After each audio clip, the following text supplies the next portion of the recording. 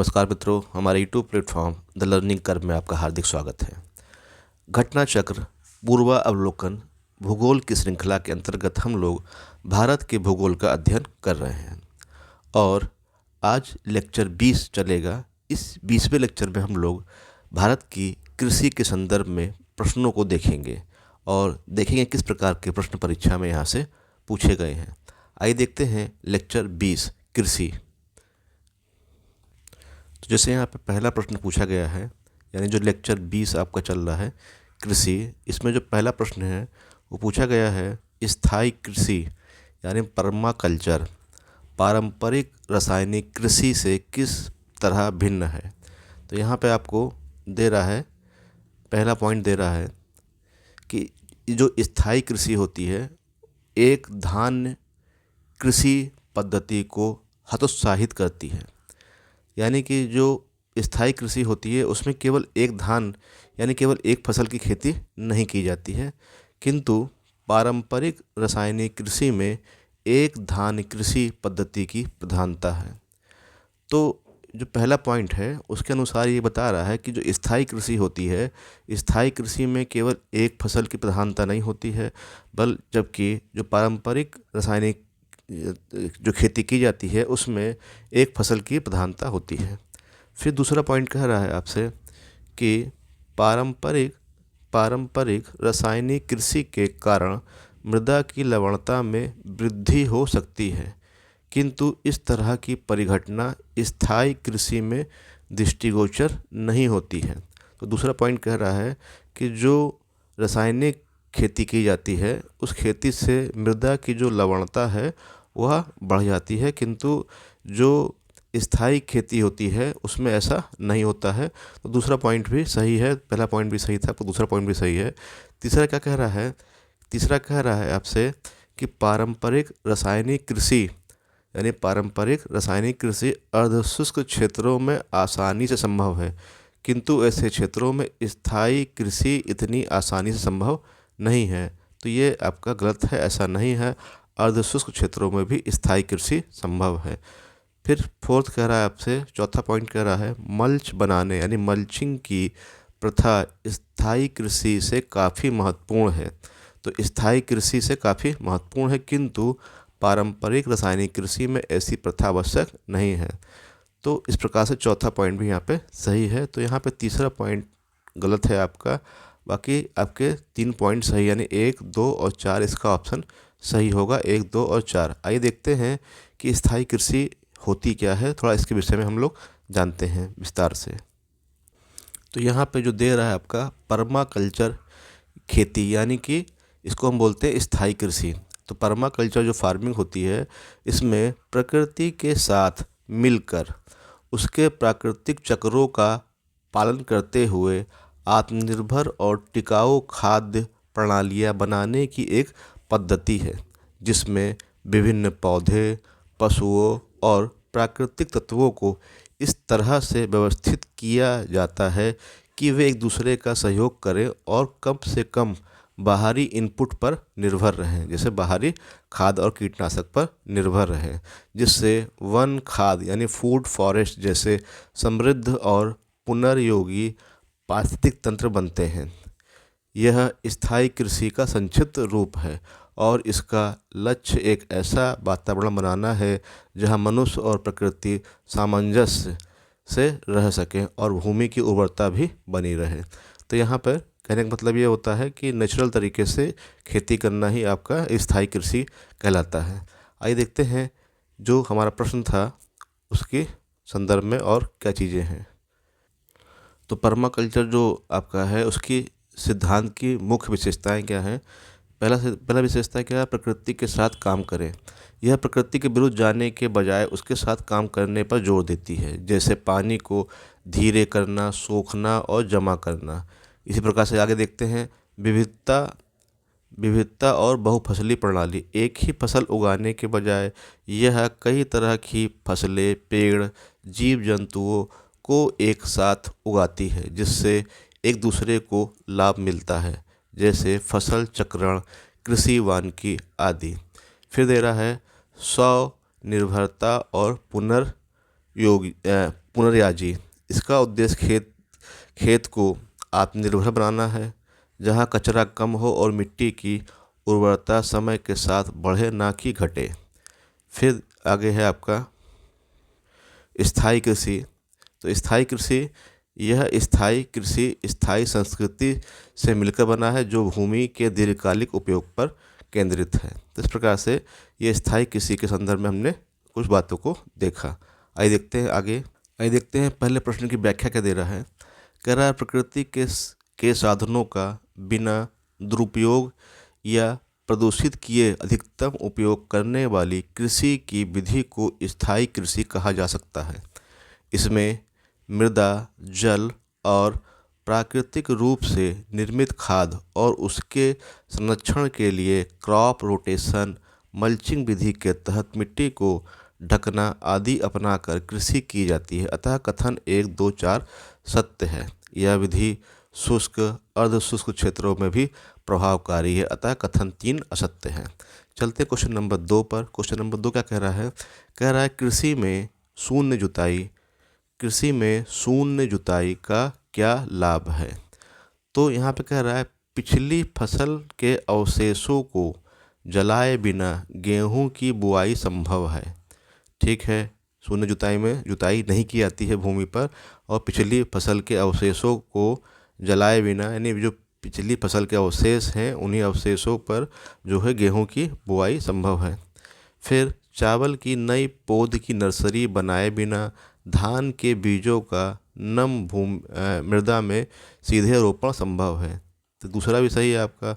और तीसरा कह रहा है मृदा में कार्बन पृथक्करण संभव है। तो तीसरा भी यहाँ पे पॉइंट सही है, ये इसके लाभ हैं। तो यहाँ पे तीनों ही पॉइंट क्या है इसके सही है। ऑप्शन डी इसका उत्तर सही होगा। इसकी व्याख्या देखते हैं क्या दे रहा है। कह रहा है शून्य जुताई अर्थात खेत की जुताई किए बगैर अगली फसल बोने के निम्नलिखित लाभ हैं। फसल लागत में कमी, पिछली फसल के अवशेष को खेत में छोड़ दिया जाता है जिससे वह सड़कर खाद बनता है। इससे उर्वरक उपभोग में भी कमी आती है।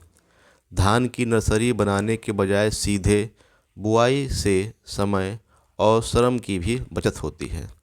फसलों द्वारा वायुमंडल से अवशोषित कार्बन डाइऑक्साइड मृदा जल में मिल जाती है जिससे वायुमंडल में से कार्बन का पृथक्करण होता है। तो इस प्रकार से ये इसकी व्याख्या थी।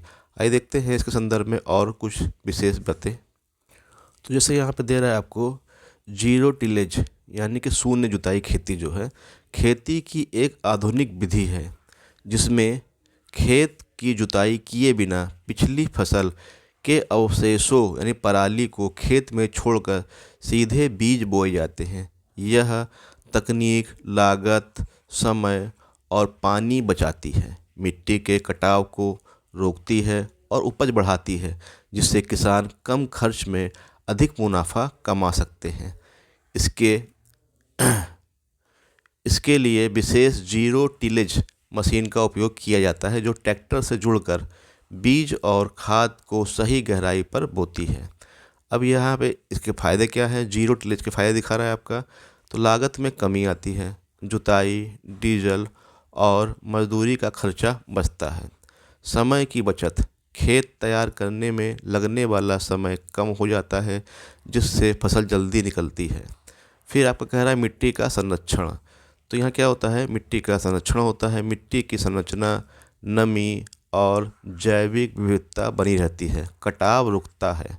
पानी की बचत, मिट्टी में नमी बनी रहती है जिससे सिंचाई की ज़रूरत कम होती है। बेहतर अंकुरण, बीज का जमाव बेहतर होता है और पौधे में कल्ले ज़्यादा बनते हैं। उसके अलावा हम देखते हैं क्या, उपज में वृद्धि। तो उपज में वृद्धि, समय और संसाधनों की बचत के साथ उपज भी बढ़ती है। 15 से 20% क्या है उपज में वृद्धि होती है। पराली प्रबंधन, पराली जलाने की ज़रूरत नहीं पड़ती जो पर्यावरण के लिए अच्छा है। तो इस प्रकार से ये इसके फ़ायदे थे। आइए देखते हैं क्वेश्चन नंबर नेक्स्ट क्या है आपका। तो क्वेश्चन नंबर 3 क्या कह रहा है। क्वेश्चन नंबर 3 कह रहा है कृषि में फर्टिगेशन के क्या लाभ हैं। पहला कह रहा है सिंचाई जल की क्षारीयता का नियंत्रण संभव है। सिंचाई जल की क्षारीयता का नियंत्रण संभव है, पहला पॉइंट।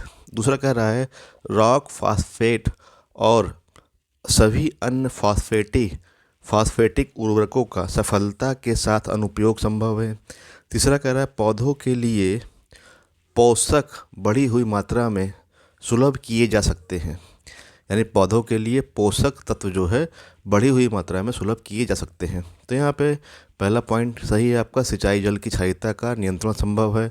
दूसरा पॉइंट आपका गलत है, दूसरा पॉइंट सही नहीं है। तीसरा पॉइंट आपका पौधों के लिए पोषक बढ़ी हुई मात्रा में सुलभ किए जा सकते हैं, ये आपका सही है। और चौथा पॉइंट कह रहा है रासायनिक पोषकों के निक्षालन में कमी संभव है, तो चौथा पॉइंट भी आपका सही है यहाँ पे। तो यहाँ पे तीसरा पॉइंट छोड़ के बाकी सब सही है, तो जहाँ जहाँ 3 है वो आपको सही नहीं होगा। तो 1, 2, 4 यानी ऑप्शन बी यहाँ पे इसका सही उत्तर क्या है, ऑप्शन बी है आपका सही उत्तर, इसका ऑप्शन बी, सॉरी 1, हाँ 2, सॉरी 2 वाला जहाँ जहाँ होगा वो गलत होगा। 2 पहला सही है, दूसरा गलत है, तीसरा सही है आपका और चौथा सही है, यानी कि 2 वाला जहाँ है वो गलत है। तो यहाँ पे 2 यहाँ पे है, यहाँ पे है, यहाँ पे, यानी ये तीनों ही गलत है आपका। सी वाला यहाँ पे सही है, 1, 3, 4 आपका यहाँ पे सही होगा। तो यहाँ पे इसकी व्याख्या क्या दे रहा है कि जो फर्टिगेशन क्या होता है, फर्टिगेशन होता है जल में उर्वरक को घोलकर सिंचाई करना, यानी जल में पहले उर्वरक को घोल दो फिर सिंचाई करना, उसको बोलते हैं फर्टिगेशन।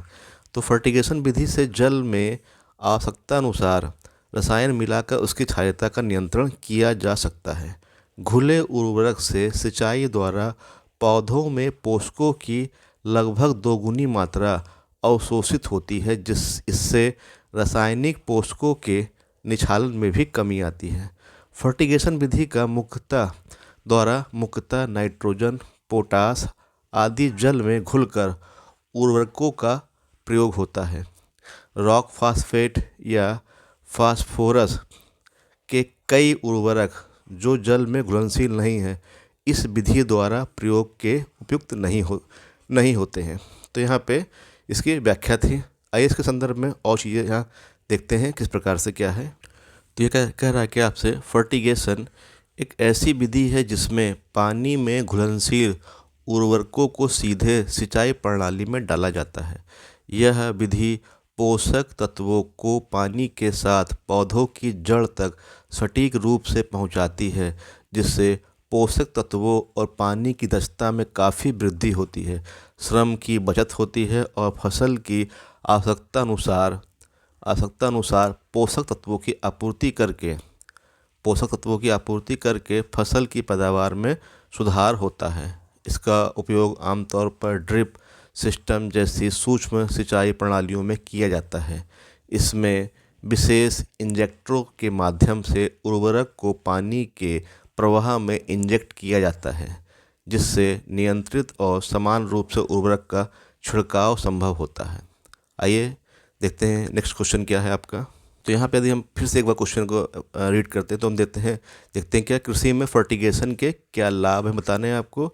तो पहला, सिंचाई जल की क्षारीयता का नियंत्रण संभव है, सही है। दूसरा, रॉक फॉरेस्ट और सभी अन्य फास्फेटिक उर्वरकों का सफलता के साथ अनुप्रयोग संभव है, ये गलत है आपका। पौधों के लिए पोषक बढ़ी हुई मात्रा में सुलभ किए जा सकते हैं, जो कि हमने देखा कि सही है आपका। तीसरा, चौथा क्या कह रहा है, रासायनिक पोषकों के निक्षालन में कमी संभव है, ये भी सही है आपका। तो इस प्रकार से यहाँ पे ये इसका ऑप्शन सी इसका सही उत्तर था। आइए चलते हैं क्वेश्चन नंबर नेक्स्ट है आपका। चौथा क्वेश्चन कह रहा है भारत के संदर्भ में निम्नलिखित में से किस या किन पद्धतियों को पारितंत्र अनुकूली कृषि माना जाता है। तो फसल विविधीकरण यानी अलग अलग प्रकार का विविधि रूपण यानी अलग अलग प्रकार की फसल को उपजाना, शिंब आधिक्य यानी कि दलहनी जो फसल होती है इसको उपजाना, टेंसियोमीटर का उपयोग और ऊर्ध्वाधर कृषि। तो यहाँ पे पूछा गया है निम्न में से आपको सही कोट से सही उत्तर को चुनना है आपका। तो यहाँ से क्या कह रहा है आपका कि पारितंत्र अनुकूली कृषि में क्या क्या आपका आएगा। तो ये जितने भी हैं आपके फसल विविधि रूपण, शिंब आधिक्य, टेंसियोमीटर का प्रयोग, ऊर्ध्वाधर कृषि, ये सभी क्या है आपके, ये सभी इसमें अनुकूली कृषि में शामिल होंगे, यानी ऑप्शन डी इसका सही उत्तर होगा। तो इसकी व्याख्या देखते हैं क्या दे रहा है। कह रहा है भारत में पारितंत्र अनुकूल कृषि में विकल्पगत सभी विधियों को अपनाया जा रहा है, जिसमें सिंब आधिक्य यानी कि दलहनी फसलों की अधिकता से प्राकृतिक रूप से मृदा की उर्वरा शक्ति बढ़ती है। टेंसियोमीटर फसल सिंचाई की ज़रूरत को बताता है, जिससे नियंत्रित सिंचाई से उत्पादकता भी बढ़ती है और जल की बचत भी होती है। तो यहाँ पे जो एक शब्द आपका आया टेंसियोमीटर, आइए देखते हैं क्या है टेंसियोमीटर। तो देखिए यहाँ दे रहा है कि आपका टेंसियोमीटर एक वैज्ञानिक उपकरण है जिसका उपयोग तनाव मापने के लिए किया जाता है। आमतौर पर मृदा जल तनाव यानी जो पौधों को पानी के लिए कितना बल लगाना पड़ता है, या तरल सतह अंतर रासायनिक तनाव। मृदा टेंसियोमीटर से भरी नलियां होती हैं जिसमें एक सिरेमिक टिप मिट्टी में दबाई जाती है जो ऋणात्मक जल दाब को मापकर सिंचाई का समय बताती है, जबकि सतही टेंसियोमीटर तरल सतहों पर बलों की मात्रा निर्धारित करने के लिए ड्रू न्यू रिंग या प्लेट विधियों जैसी विधियों का उपयोग करते हैं। तो कुल मिला के यहाँ पे क्या है, यह क्या होता है, मृदा जल तनाव को मापने का एक यंत्र होता है जिसको हम बोलते हैं टेंसियोमीटर। और यदि हम इसको देखते हैं चित्र में, तो ये क्या है आपका, ये जो दिखा रहा है यही टेंसियोमीटर का चित्र है।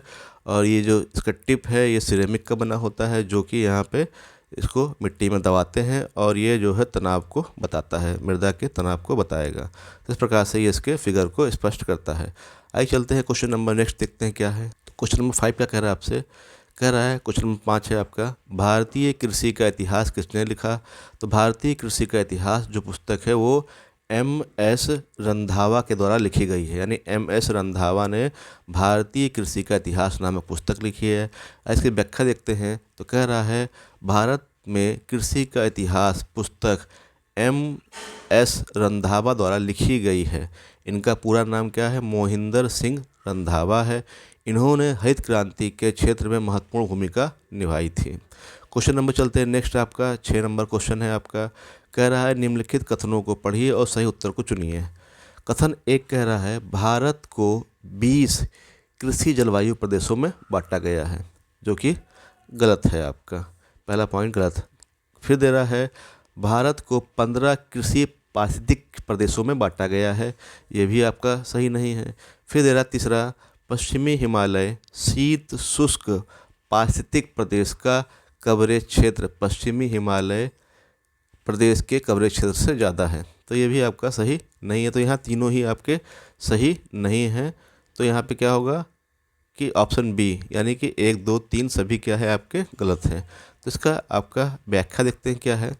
तो व्याख्या में दे रहा है भारत के योजना आयोग ने भारत को 15 कृषि जलवायु प्रदेशों में वर्गीकृत किया था, अतः कथन एक गलत है। तो 15 में वर्गीकृत किया है, वो 20 बोल रहा है। फिर कह रहा है राष्ट्रीय मृदा सर्वेक्षण एवं भूमि उपयोग नियोजन ब्यूरो नागपुर ने, यानी कि राष्ट्रीय मृदा सर्वेक्षण और भूमि उपयोग का मुख्यालय कहाँ, नागपुर है। तो नागपुर ने भारत को 20 प्रमुख कृषि पारिस्थितिक प्रदेशों में विभाजित किया है, ठीक है। तो ये 20 में किया है। तो इस प्रकार से कथन 2 भी गलत है। तो यहाँ पे जो कथन आपका 1 था, तो यहाँ पे जो ये 20 दे रहा है, तो ये 15 था आपका और ये 20 था आपका। तो इस प्रकार से ये था। फिर जो तीसरा पॉइंट है आपका, वो क्या कह रहा है कि जो पश्चिमी हिमालय प्रदेश का विस्तार लद्दाख, जम्मू कश्मीर, हिमाचल प्रदेश, उत्तराखंड में है, जबकि पश्चिमी हिमालय शीत शुष्क पारिस्थितिक प्रदेश का आच्छादन जो कवरेज है लद्दाख के संपूर्ण क्षेत्र एवं जम्मू कश्मीर और हिमाचल प्रदेश कुछ क्षेत्रों में है। तो इस प्रकार से तीसरा भी आपका गलत हो गया। और तीसरा पॉइंट आपसे यहाँ पे जो कह रहा था वो यही था आपका कि पश्चिमी हिमालय शीत शुष्क पारिस्थितिक प्रदेश का कवरेज क्षेत्र पश्चिमी हिमालय प्रदेश की कवरेज क्षेत्र से ज़्यादा है। तो पश्चिमी हिमालय शीत शुष्क क्षेत्र में क्या आता है, लद्दाख जैसे क्षेत्र आते हैं, और ये लद्दाख उद्दाख क्षेत्र क्या है, यह पश्चिमी हिमालय से कम है, ना कि ज़्यादा है, इसलिए तीसरा भी आपका गलत था। चलते क्वेश्चन नंबर नेक्स्ट है आपका, क्वेश्चन नंबर नेक्स्ट देखते हैं। क्वेश्चन नंबर नेक्स्ट क्या है आपका, 7 नंबर क्वेश्चन है। तो क्वेश्चन 7 क्या कह रहा है ऊपरी गंगा के मैदानी कृषि जलवायु क्षेत्र के संदर्भ में निम्नलिखित कथनों पर विचार कीजिए। तो ऊपरी गंगा का मैदानी क्षेत्र क्या है आपका, यानी कि पंजाब हरियाणा के क्षेत्र की बात कर रहा है आपका। तो पहला कह रहा है यह क्षेत्र केंद्रीय और पश्चिमी उत्तर प्रदेश में विस्तृत है। तो ये सही है आपका, ये क्षेत्र केंद्रीय और पश्चिमी उत्तर प्रदेश में विस्तृत है, सही है आपका। इस क्षेत्र में सिंचाई की गहनता 130% से अधिक और कृषि गहनता 140% से अधिक है। तो ये भी सही है, यहाँ पे दोनों ही कथन क्या होंगे आपके सही होंगे, ऑप्शन ए इसका सही उत्तर होगा। तो यहाँ पे व्याख्या क्या दे रहा है, कह रहा है ऊपरी गंगा के मैदानी कृषि जलवायु क्षेत्रों के अंतर्गत उत्तर प्रदेश के केंद्रीय और पश्चिमी भागों को शामिल किया जाता है। तो उत्तर प्रदेश का केंद्रीय और पश्चिमी भाग को शामिल किया जाता है। ऊपरी गंगा के मैदानी क्षेत्र में उत्तर प्रदेश के 4 कृषि जलवायु क्षेत्र शामिल हैं, पश्चिमी मैदानी क्षेत्र, मध्य पश्चिमी मैदानी क्षेत्र, दक्षिणी पश्चिमी अर्धशुष्क क्षेत्र और मध्य मैदानी क्षेत्र। इस क्षेत्र में सिंचाई गहनता लगभग 131% और कृषि फसल गहनता लगभग 142% है, अतः दोनों ही कथन यहाँ पे सही हैं। नेक्स्ट चलते क्वेश्चन नंबर 8 है, कह रहा है देश में एग्रो इकोलॉजिकल क्षेत्र कितने हैं। तो देश में कितने हैं आपके एग्रो इकोलॉजिकल क्षेत्र कितने हैं आपके, 20 है, ऑप्शन डी इसका सही होगा 20। तो यहाँ पे दे रहा है national bureau of soil survey and land use planning, यानी national bureau of soil survey and land use planning के अनुसार भारत को 20 कृषि पारिस्थितिक क्षेत्रों में एग्रो इकोलॉजिकल रीजन्स में और 60 कृषि पारिस्थितिक उप क्षेत्रों में विभाजित किया गया है। तो 60 कृषि पारिस्थितिक उप क्षेत्र यानी 60 एग्रो इकोलॉजिकल रीजन्स जो है आपको बांटा गया है, तो उप क्षेत्रों में बांटा गया है, और 20 जो है आपके क्षेत्र कृषि पारिस्थितिक क्षेत्रों में बांटा गया है। इसका वर्गीकरण मिट्टी, जलवायु प्रकार और प्राकृतिक भौगोलिक परिस्थितियों के आधार पर किया गया है। क्वेश्चन नंबर नेक्स्ट है आपका 9 नंबर क्वेश्चन है आपका, कह रहा है पी सेन गुप्ता और जी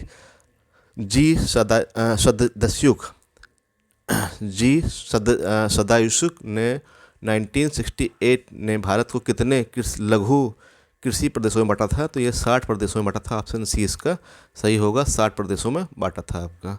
तो यहाँ पे इसकी व्याख्या दे रहा है रजिस्ट्रार जनरल ऑफ जनगणना यानी सेंसस भारत सरकार ने 1968 में डॉक्टर यानी मिस पी सेन गुप्ता और रशियन भूगोलवेत्ता डॉक्टर गलीना सदायुस्क के सदस्युक के अध्ययन के आधारित एक प्रबंध प्रकाशित किया, जिसमें भारत को 60 लघु यानी माइक्रो कृषि क्षेत्रों में बांटा गया था। क्वेश्चन नंबर चलते हैं 10 पर। क्वेश्चन नंबर 10 क्या बोल रहा है, भारत की शुष्क पेटी की अर्थव्यवस्था प्रधानतः कृषि आधारित है।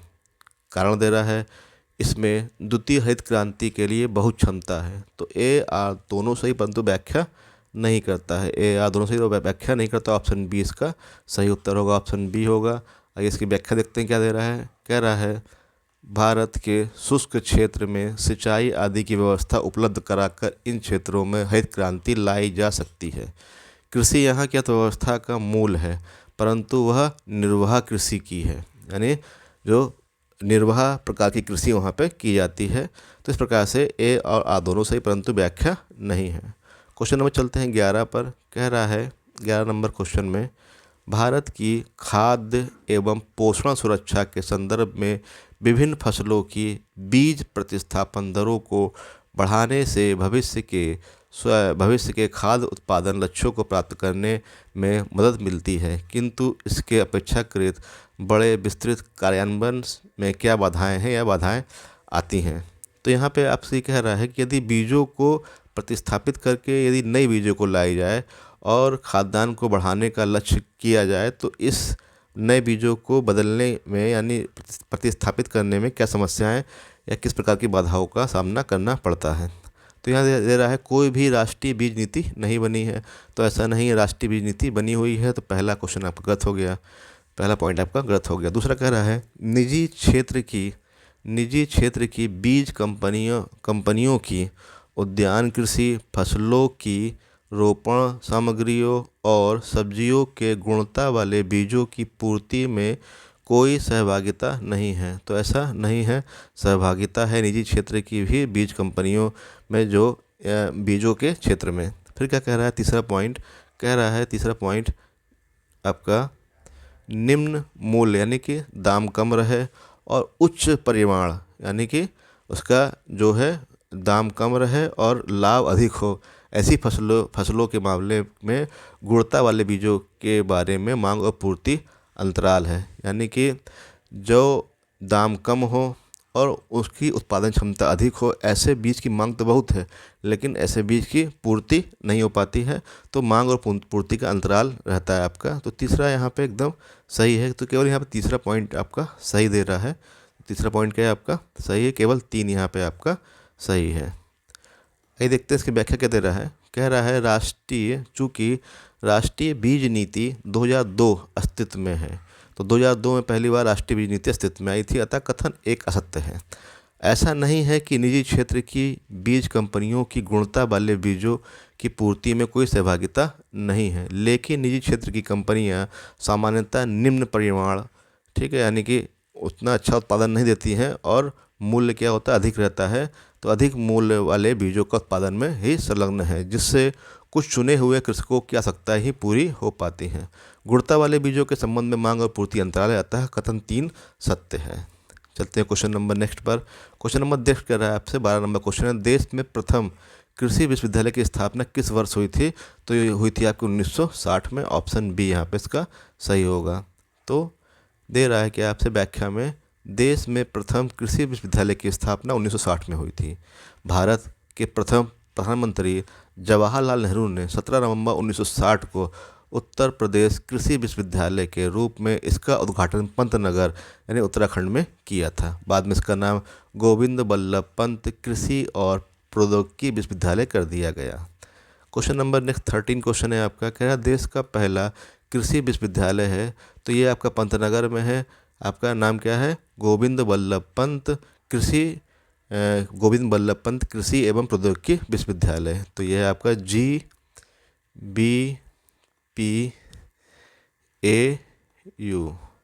तो गोविंद बल्लभ पंत एग्रीकल्चर यूनिवर्सिटी आपका है आपका पंतनगर में। चलते क्वेश्चन नंबर 14 पर। कह रहा है भारतवर्ष में प्रथम कृषि विश्वविद्यालय की स्थापना हुई थी 1960 में हुई थी। ऑप्शन बी इसका सही होगा। क्वेश्चन नंबर नेक्स्ट है आपका, कह रहा है यदि खाद्यान्नों को सुरक्षित संग्रह सुनिश्चित करना हो तो कटाई के समय उनमें आर्द्रता का प्रतिशत कितने से अधिक नहीं होना चाहिए? तो ये 18% से अधिक नहीं होना चाहिए। ऑप्शन सी इसका 14% से अधिक नहीं होनी चाहिए। ऑप्शन ए इसका सही होगा।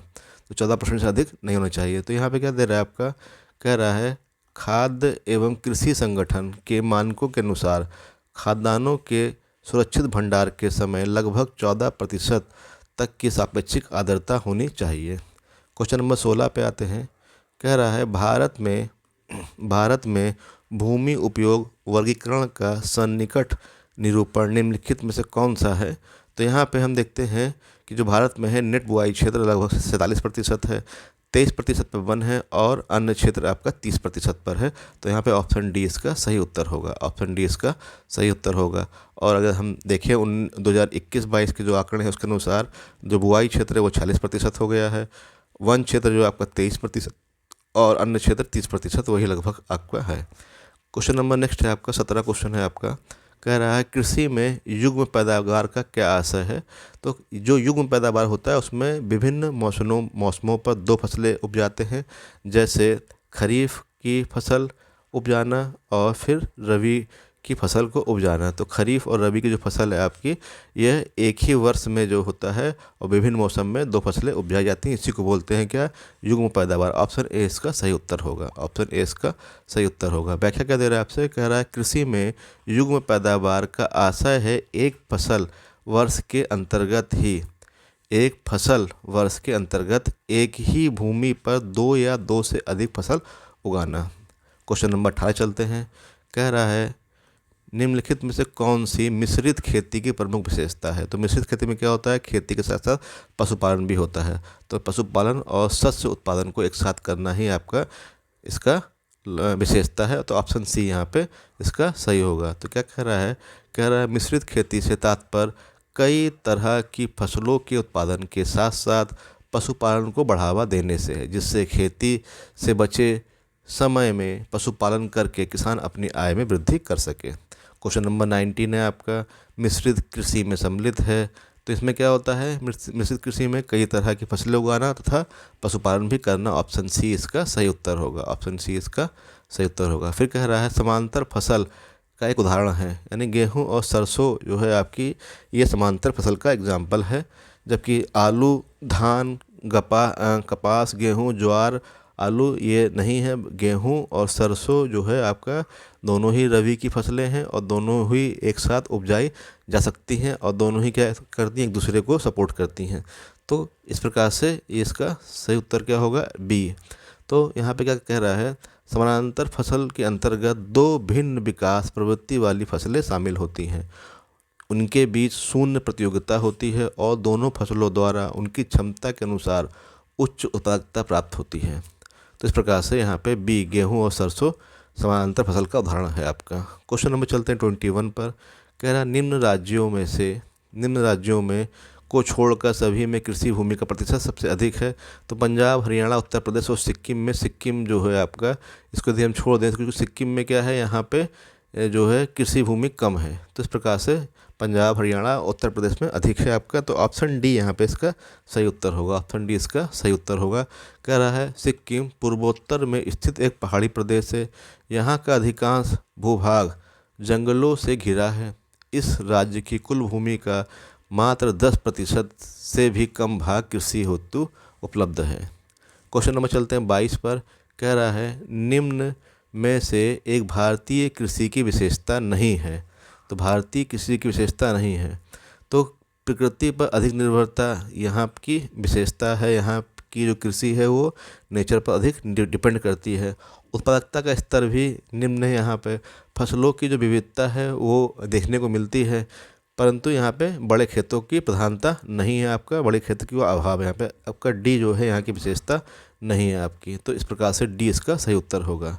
तो यहाँ पे व्याख्या क्या दे रहा है, कह रहा भारतीय कृषि प्रकृति पर अधिक निर्भर है। यहाँ फसलों की विविधता तो है, परंतु अधिकांश फसलों का उत्पादन का स्तर निम्न है। यहाँ पर बड़े खेतों की तुलना में सीमांत भूजोतों की अधिकता या प्रधानता है। फिर कह रहा है क्वेश्चन नंबर नेक्स्ट है 23 नंबर, भारतीय कृषि की में निम्न उत्पादकता का क्या कारण है। पहला कह रहा है आवश्यकता से अधिक लोगों का कृषि कार्यों में लगे रहना, ये भी सही है। जोत का आकार छोटा होना, उत्पादन की तकनीक पिछड़ी तकनीक, ये भी सही है आपका। तो उपयुक्त सभी के कारण क्या है, जो उत्पादन है यहाँ पे कम होता है और यही सब कारण है आपके जो है। क्वेश्चन नंबर आते हैं 24 पर। क्वेश्चन नंबर 24 देखते हैं।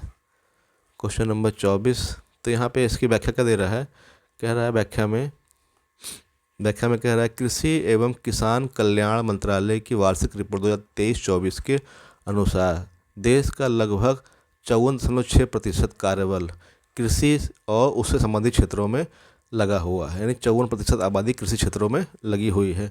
वर्ष 2022-23 के दौरान वर्तमान कीमतों पर देश के GVA में इसकी भागीदारी जो है आपका 18.4% है। इससे स्पष्ट है कि कृषि कार्यों में आवश्यकता से अधिक लोग लगे हुए हैं।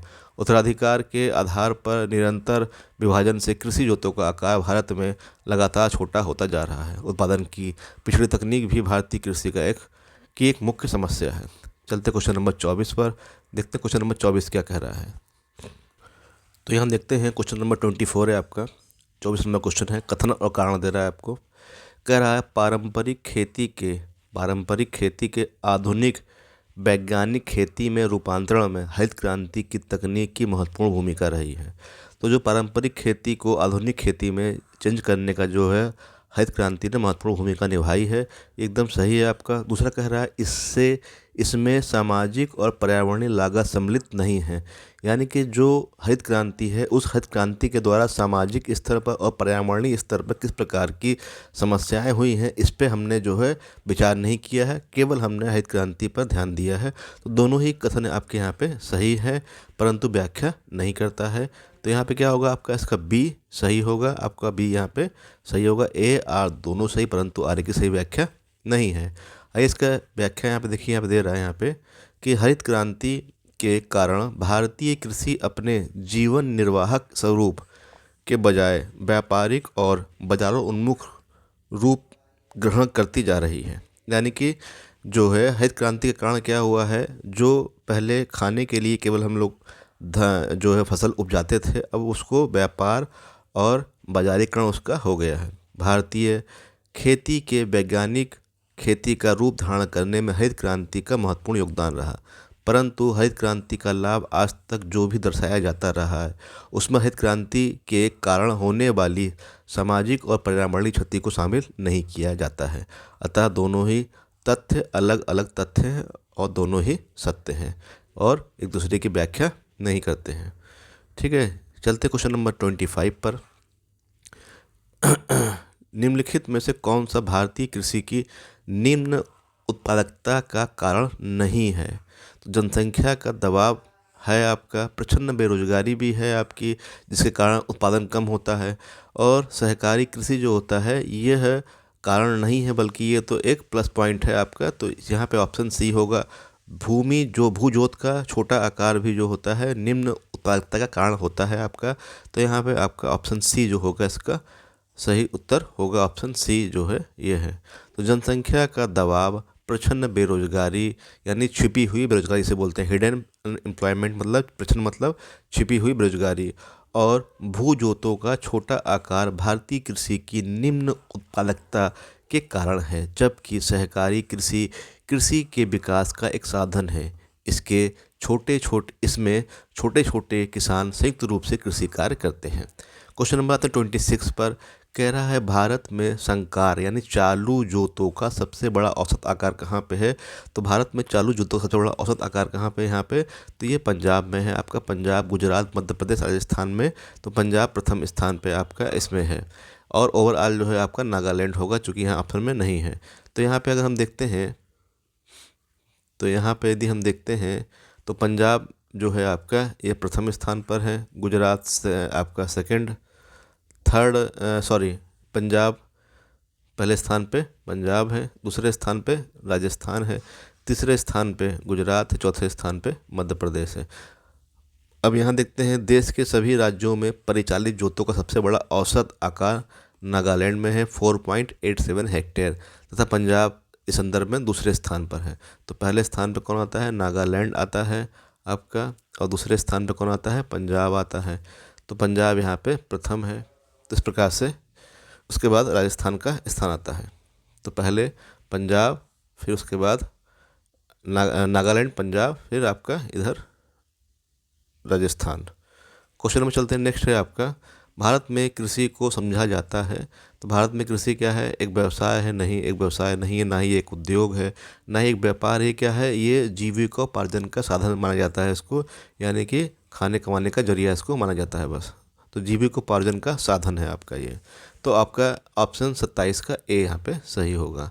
चलते क्वेश्चन नंबर 28 पर। आपका कह रहा है भारत के संदर्भ में, भारतीय कृषि के संदर्भ में निम्नलिखित में से कौन सा कथन सही है? भारत में दालों की खेती के अंतर्गत आने वाला 90% क्षेत्र वर्षा द्वारा पोषित है। तो पहला पॉइंट क्या दे रहा है? भारत में दालों की खेती के अंतर्गत आने वाला 90% क्षेत्र वर्षा द्वारा पोषित, जो कि सही है आपका। फिर कह रहा है पिछले 2 दशकों में राष्ट्रीय स्तर पर खेती किए जाने वाले कुल क्षेत्र में दालों का भाग दोगुना हो गया है। तो दालों के भाग में कमी आई है, ना कि दोगुना हुआ है। तो दूसरा आपका गलत है। फिर कह रहा है विश्व में कुल क्षेत्र में होने वाली चावल की खेती का लगभग 15%, यानी विश्व में कुल क्षेत्र में होने वाली चावल की खेती का लगभग 15% भारत भाग भारत में है, तो यहाँ पे 15 नहीं बल्कि 29% भाग क्या है, भारत में है आपका। तो ये आपका गलत हो गया, तो ये भी आपका गलत हुआ। फिर उसके बाद चलते हैं आगे कि भारत में कह रहा है, भारत में होने वाली खेती के कुल क्षेत्र में से लगभग 34% क्षेत्र में चावल की खेती होती है। तो ये आपका 23% क्षेत्र में खेती होती है, तो ये भी आपका गलत है। केवल आपका यहाँ पे ए ऑप्शन सही है, ऑप्शन ए सही है, ऑप्शन ए यहाँ पे सही है। तो यहाँ पे क्या कह रहा है आपसे, प्रश्नकाल के दौरान भारत में दालों की खेती के अंतर्गत केवल 12.7% भाग को ही सिंचाई सुविधाओं का लाभ मिल रहा था तथा शेष 83.9% भाग वर्षा द्वारा पोषित था। अतः कथन ए लगभग सही है। पिछले 2 दशकों में दाल की खेती को देखा जाए तो यह स्पष्ट होता है कि उस समय दालों की खेती के अंतर्गत जहां 246.62 लाख हेक्टेयर क्षेत्र था, वहीं वर्ष 2004-05 में यह घटकर 227.6 लाख हेक्टेयर ही रह गया, यानी कि क्षेत्रफल में कमी आई है आपका। और फिर क्या कह रहा है आगे, अतः यह कहना कि कुल क्षेत्र में दालों का भाग दोगुना हो गया है गलत है। विश्व में कुल क्षेत्र में होने वाली चावल की कृषि का लगभग 29% भारत में किया जा रहा है, अतः सी कथन गलत है आपका। वर्ष 2022 में विश्व में शीर्ष 10 चावल उत्पादक देशों में चावल की कृषि का लगभग 29.70% भारत में किया जा रहा है।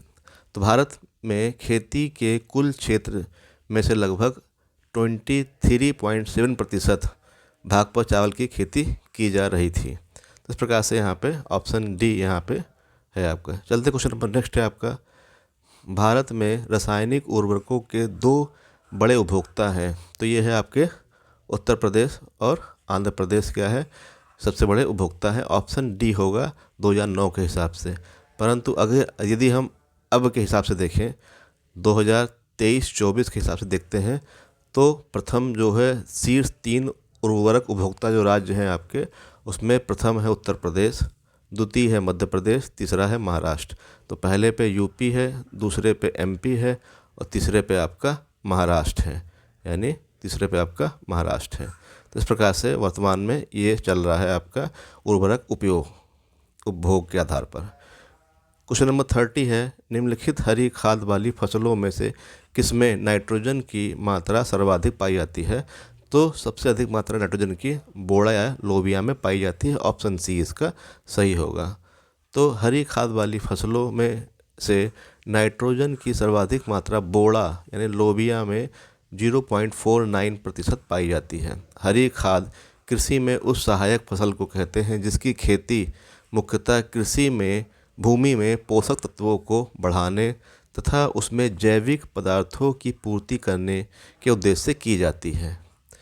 चलते हैं क्वेश्चन नंबर नेक्स्ट है आपका, कह रहा है नई सुधारी गई ऊसर भूमि में, यानी जो नई भूमि है ऊसर भूमि जिसमें सुधार किया जा रहा है, में हरी खाद के लिए उपयुक्त फसल कौन सी है। तो यह है आपकी लोबिया, जिसको हम बोलते हैं ए। लोबिया मतलब आपका लोबिया। नेक्स्ट है आपका 32 नंबर, संतुलित उर्वरक प्रयोग किए जाते हैं उत्पादन बढ़ाने के लिए, खाद्य की गुणवत्ता उन्नत करने के लिए, भूमि की उत्पादकता बनाए रखने के लिए, कि सभी के लिए। तो ये सभी होगा आपका कि जो संतुलित उर्वरक का उपयोग होता है वह उत्पादन बढ़ाने के लिए होता है, खाद्यान्न की गुणवत्ता को उन्नत करने के लिए होता है, साथ ही भूमि की उत्पादकता को बनाए रखने के लिए होता है। क्वेश्चन नंबर चलते हैं नेक्स्ट है आपका, तो यहाँ पे इसकी व्याख्या दे रहा है, संतुलित उर्वरकों का उपयोग उत्पादन बढ़ाने के लिए, खाद्य की गुणवत्ता उन्नत करने के लिए और भूमि की उत्पादकता बनाए रखने के लिए किया जाता है।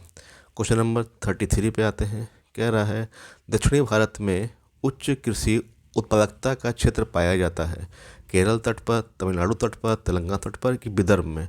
तो ये होगा आपका तमिलनाडु तट पर, ऑप्शन बी इसका सही होगा, ऑप्शन बी इसका सही उत्तर होगा। तो यहाँ पे आपको व्याख्या दे रहा है, उच्च कृषि उत्पादकता का क्षेत्र दक्षिण भारत में आंध्र प्रदेश का तटवर्ती क्षेत्र, तमिलनाडु का तटीय भाग, गुजरात का सूरत क्षेत्र तथा महाराष्ट्र के कोल्हापुर और सतारा क्षेत्र हैं। अतः बी उत्तर सही होगा। फिर कह रहा है 34 क्वेश्चन का कह रहा है आपसे, पुनर्भरण योग्य भौम जल संसाधन में सबसे संपन्न राज्य कौन सा है। यानी कि जो भूमिगत जल है उसको भरने में सबसे संपन्न राज्य कौन सा है, तो आंध्र प्रदेश, मध्य प्रदेश, उत्तर प्रदेश और पश्चिम बंगाल में क्या होगा, उत्तर प्रदेश सबसे आगे है इसमें। तो ऑप्शन सी इसका सही होगा, ऑप्शन सी इसका सही होगा। तो यहाँ पे आपको व्याख्या दे रहा है, पुनर्भरण योग्य भौम जल संसाधन में उत्तर प्रदेश सबसे संपन्न भारतीय राज्य है।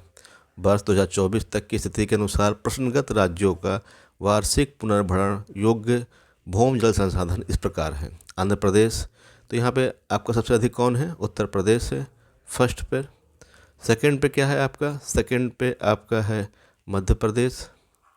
तो पहले पे उत्तर प्रदेश, दूसरे पे मध्य प्रदेश, तीसरे पे आपका यदि हम देखते हैं तो तीसरे पे आपका आंध्र प्रदेश और चौथे पे आपका पश्चिम बंगाल।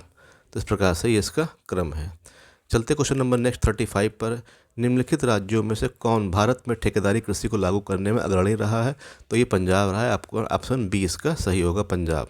क्वेश्चन नंबर 36 पे आते हैं, कह रहा है 36, हरित खेती में सन्निहित है जैविक खेती और बागवानी पर जोर। बागवानी और पुष्पकृषि पर ध्यान केंद्रित करते समय कीटनाशकों और रासायनिक उर्वरकों से बचाव, ये भी नहीं होगा आपका। इसमें क्या होता है, इसमें होता है समेकित कीट प्रबंधन होता है, समेकित पोषक पदार्थ आपूर्ति और समेकित प्राकृतिक संसाधन प्रबंधन। तो ऑप्शन सी यहाँ पे सही होगा, आपका इसका सी सही होगा।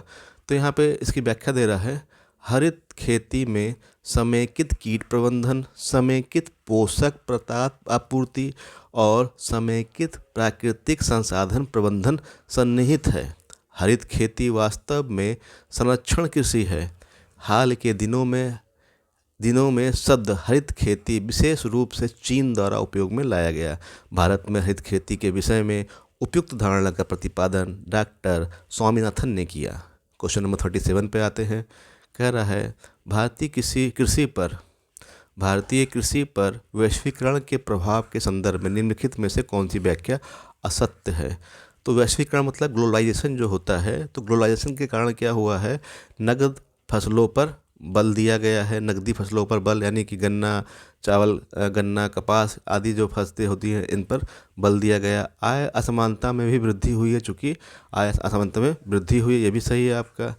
नगद फसलों पर बल दिया गया, आर्थिक सहायता में कटौती की गई है। तो ये सभी आपके शामिल है इसमें, परंतु जलवायु परिवर्तन इसमें शामिल नहीं है। ऑप्शन ए इसका सही उत्तर होगा। तो ऑप्शन ए इसका सही उत्तर होगा। तो क्या कह रहा है, भारत में वैश्वीकरण की शुरुआत नरसिंहा राव सरकार द्वारा वर्ष 1991 में की गई। तब से लेकर आज तक भारतीय कृषि पर वैश्वीकरण का अत्यधिक प्रभाव रहा है, जिसमें अंतर्राष्ट्रीय बाजारों तक भारतीय किसानों के उत्पादों की पहुंच, नकदी फसलों पर अत्यधिक बल, आय असमानता में वृद्धि, आर्थिक सहायता में कटौती आदि शामिल हैं। वैश्वीकरण के तहत बड़े किसानों को अधिक लाभ होता है, जबकि छोटे किसानों को उतना लाभ नहीं मिल पाता। जलवायु परिवर्तन पर वैश्वीकरण का प्रभाव नहीं पड़ता है। ऑप्शन ए की व्याख्या असत्य है। क्वेश्चन नंबर चलते हैं 38 पर, कह रहा है निम्नलिखित में से कौन सा एक बीज ग्राम संकल्पना सीड विलेज कॉन्सेप्ट के प्रमुख उद्देश्य का सर्वोत्तम वर्णन करता है। तो जो सीड विलेज संकल्पना होती है, इसमें क्या होता है, इसमें यहाँ देखते हैं यदि हम, तो ऑप्शन क्या दे रहा है, किसानों को अपने ही खेत के बीजों का उपयोग करने के लिए प्रोत्साहित करना और उन्हें दूसरों से बीज खरीदने के लिए हतोत्साहित करना। ऐसा नहीं है, किसानों को गुणवत्ता युक्त बीज उत्पादन का प्रशिक्षण देने में लगाना और उनके द्वारा दूसरों को समुचित समय पर तथा वहन करने योग्य लागत पर गुणवत्ता युक्त बीज उपलब्ध कराना। तो ये आपका सही है, बी वाला आपका सही है, यहाँ पे बी वाला आपका सही होगा। तो यहाँ पे अगर हम व्याख्या देखें, यहाँ पे कह रहा है बीज ग्राम संकल्पना का मुख्य उद्देश्य एक समान विचारों वाले किसानों को स्वयं सहायता समूह सेल्फ हेल्प ग्रुप में एक साथ प्रशिक्षण प्रदान करना, जिससे कि वे अपनी पसंद की फसलों के बीजों को उत्पादित करने के साथ काम कर सकें, जिससे स्वयं की तथा साथी किसानों को बीजों की ज़रूरत को उचित समय पर सस्ती कीमत पर पूरा किया जा सके। चलते क्वेश्चन नंबर 39 पर। 39 क्वेश्चन क्या कह रहा है आपसे, कह रहा है एगमार्क क्या है। तो एगमार्क जो है आपका गुणवत्ता गारंटी की मोहर है। ऑप्शन डी यहाँ पे इसका सही होगा, गुणवत्ता गारंटी की मोहर है। तो एगमार्क केंद्र सरकार द्वारा, तो एगमार्क क्या है, एगमार्क केंद्र सरकार द्वारा प्रायोजित योजना है जो कृषि उपज अधिनियम 1937 के अंतर्गत कृषि और संबंधित उत्पादों की ग्रेडिंग और मानकीकरण को प्रोत्साहित करती है। क्वेश्चन नंबर 40 पे आते हैं। भारत में सीमांत कृषि भूमि जोत का आकार क्या है। तो ये 1 हेक्टेयर से कम होता है। ऑप्शन डी यहाँ पे इसका सही होगा, ऑप्शन डी इसका सही होगा। तो यहाँ पे हमको जो दे रहा है आपका सीमांत कृषि भूमि जोत 1 हेक्टेयर से कम होती है। छोटी जोत जो होती है 1 से 2 हेक्टेयर होती है। अर्ध मध्यम जोत जो होती है 2 से 4 हेक्टेयर होती है। मध्यम जोत जो होती है 4 से 10 हेक्टेयर। बड़ी जोत जो होती है 10 हेक्टेयर से अधिक होती है। क्वेश्चन नंबर 41 पे आते हैं। कह रहा है भारतीय कृषि में पारिस्थितिकियों के संदर्भ में संरक्षण कृषि की संकल्पना का महत्व बढ़ गया है। निम्नलिखित में से कौन कौन से संरक्षण कृषि के अंतर्गत आते हैं। तो संरक्षण कृषि के अंतर्गत क्या क्या आता है ये बताना है आपको। तो एक धान कृषि पद्धतियों का परिहार, यानी केवल एक फसली जो कृषि है उसको त्याग देना, ऐसा नहीं है। न्यूनतम जोत को अपनाना ये सही है। बागानी फसलों की खेती का परिहार ये भी गलत है आपका। मृदा धरातल को ढकने के लिए फसल अवशिष्ट का उपयोग ये सही है आपका। स्थानिक और कालिक फसल अनुकरण फसल आवर्तनों को, तो ये भी आपका सही है। यानी कि 2, 4, 5 यहाँ पे सही है। 2, 4, 5 यहाँ पे सही है। तो 2, 4, 5 कहाँ है आपका, ऑप्शन सी यहाँ पे सही होगा, ऑप्शन सी यहाँ पे सही होगा। तो व्याख्या क्या कह रहा है, कह रहा है संरक्षण कृषि वह पद्धति है जिसमें कृषिगत लागत को कम रखते हुए अत्यधिक लाभ व टिकाऊ उत्पादकता लाई जा सकती है। साथ ही प्राकृतिक संसाधनों जैसे मृदा, जल, वातावरण व जैविक कारकों में संतुलित वृद्धि होती है।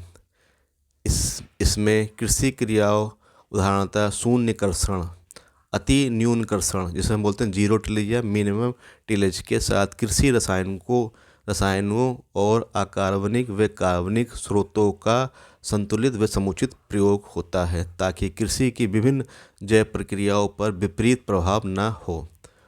संरक्षित खेती में न्यूनतम जुताई से फसल अवशेष मृदा की सतह पर बने रहते हैं जिससे मृदा क्षरण बहुत कम हो जाता है। सामान्यतः 30% तक फसल अवशेषों द्वारा मृदा का ढका रहना अति आवश्यक है।